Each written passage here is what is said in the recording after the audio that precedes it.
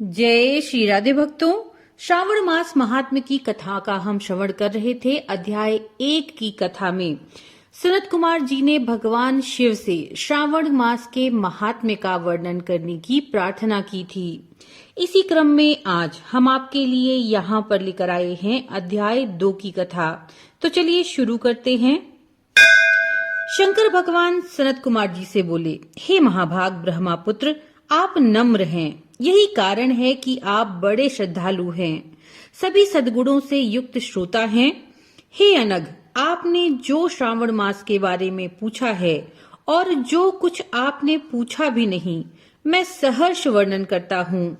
शत्रुता रहित प्राणी तो प्रिय होता ही है और आप वैसे भी नम्र हैं। आपके पिता ब्रह्मा बहुत उद्दंड थे, इसलिए उनका 5वां सिर कट गया। वो उस मत्सरता को छोड़कर मेरी शरण में आए। हे तात, वह सब मैं कहूंगा, आप एकाग्रचित्त होकर सुने। हे योगी श्रेष्ठ, श्रावण मास में नियम से रहकर मनुष्य सायंकाल 4 बजे भोजन करे, 1 मास तक रुद्राभिषेक करे, अपनी प्रिय किसी एक वस्तु को छोड़ दे। पुष्प, फल, धान्य, तुलसी की मंजरी युक्त दल, बिल्व पत्रों से भगवान शंकर की लक्ष्य पूजा करे, कोटिलिंग अर्चना करे, ब्राह्मणों को प्रेम पूर्वक भोजन करवाए, नियम का पालन करे, उपवास करे, पंचामृत से अभिषेक, चूंकि मुझे बहुत प्रिय है, उसे भी अवश्य करे। इस श्रावण मास में जो जो क्रियाएं की जाती हैं, वह सभी अनंत फलदायक होती हैं। हे मुनियों में श्रेष्ठ, इस मास में भूमि पर शयन करें, ब्रह्मचर्य का पालन करें, सत्य बोलें, कभी भी व्रत रहित ना रहें, पत्तल में भोजन करें और व्रती साग मात्र का त्याग करें। हे मुनियों में उत्तम, भक्ति युक्त हो व्रत का पालन करे, प्रातः काल स्नान ध्यान करे, इंद्रिय निग्रह करे, अर्थात अपनी इंद्रियों को वश में रखे, एकाग्र मन से प्रतिदिन मेरी पूजा करे।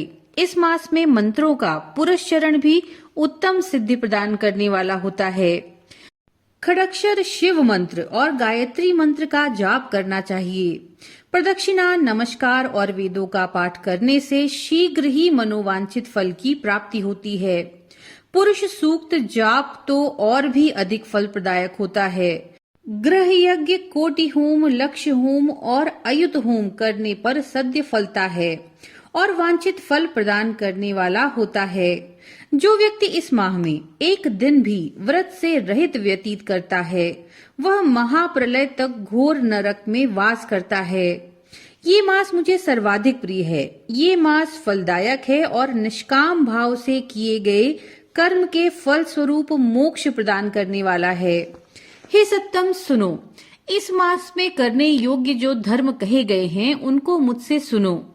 रविवार को सूर्य का व्रत करें, सोमवार को मेरी पूजा कर भक्त भोजन करें।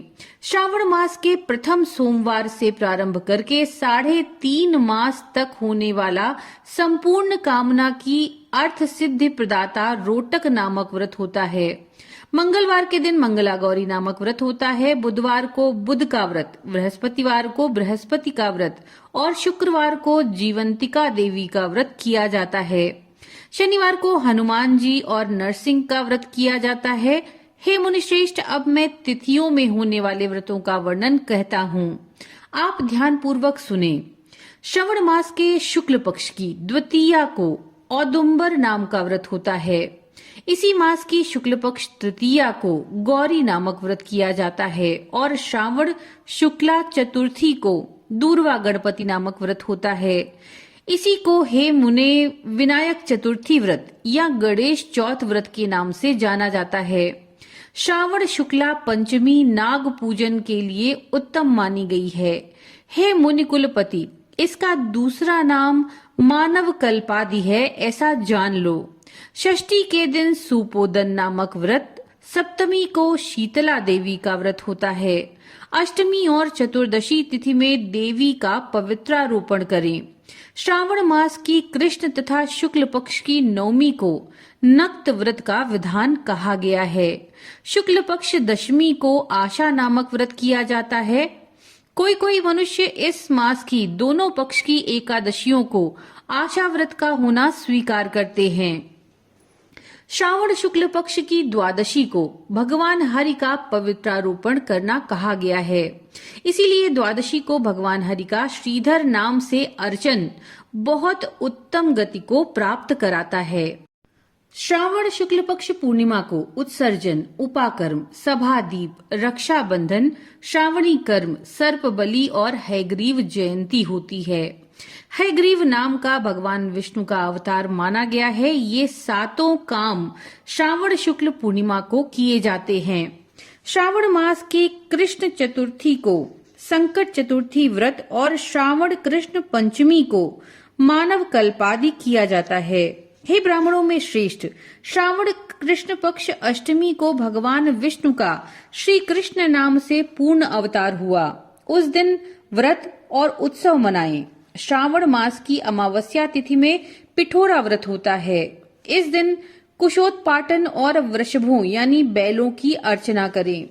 शुक्ल पक्ष की प्रथमा से लेकर के समस्त तिथियों के अलग अलग देवी देवता होते हैं। प्रतिपदा तिथि के अग्नि, द्वितीया की ब्रह्मा, तृतीया की गौरी, चतुर्थी के गणनायक, पंचमी के सर्प, षष्ठी के स्कंद, सप्तमी के सूर्य, अष्टमी तिथि के शिव हैं। नवमी की देवी दुर्गा, दशमी के यम और एकादशी के विश्वदेव स्वामी हैं।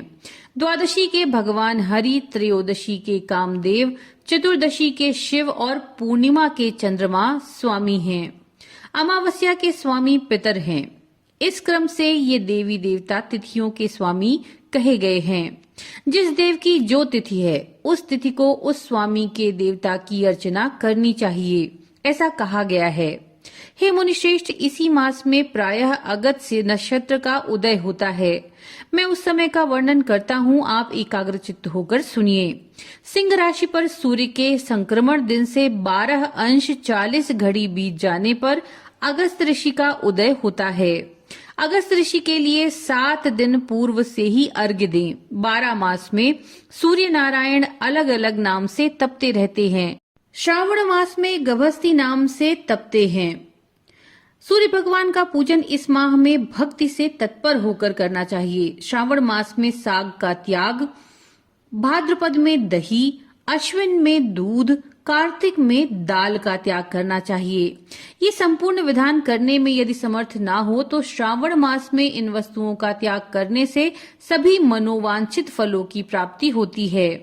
हे मान्य सज्जन ब्राह्मण, ये मैंने आपसे अति संक्षेप में उपदेश किया है, क्योंकि हे मुनिश्रेष्ठ, इस मास में होने वाले व्रत और धर्मों का सविस्तार रूप से वर्णन कोई 100 वर्षों में भी करने में समर्थ नहीं है।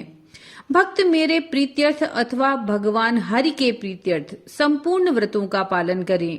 परमार्थ रूप से विचार करने पर आप मुझ में और हरि में कोई भेद नहीं पाएंगे। जो प्राणी इसमें भेद की कल्पना करते हैं वे नरक के भागी होते हैं। हे सनत कुमार, इसलिए आप श्रावण मास में इन धर्मों का पालन अवश्य करें। तो भक्तों, ये थी अध्याय 2 की कथा। नमो नारायण।